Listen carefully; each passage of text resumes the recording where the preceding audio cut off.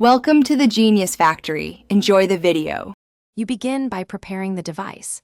Enable developer options and USB debugging so your computer can communicate. This is essential. Once done, create a full backup because flashing erases user data, and verify you have an OEM unlock option or key from the manufacturer. Make sure your bootloader can be unlocked. Some carriers lock it. Connect via a reliable USB cable to the computer, install platform tools, and execute the fastboot OEM unlock command when ready. You now move to flashing. Pick the factory image for your exact model or a vetted custom ROM that matches vendor partitions. Verify checksums to avoid corrupted writes, then extract images into your platform tools folder so fastboot finds them.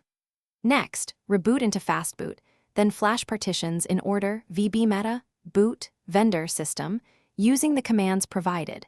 Flashing VB meta may require disabling verification with allow device flash flags. Make sure each step completes without errors before continuing.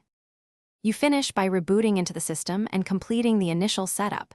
That confirms a successful upgrade. If everything is stable, consider relocking the bootloader for security, but only when the image supports it. Relocking an incompatible build can brick the device. If you hit a boot loop or errors, use recovery to sideload a corrected package or restore your backup image.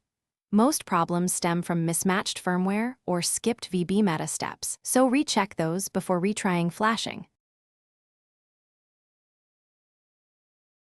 Thanks for watching. If you found this helpful, don't forget to like and subscribe.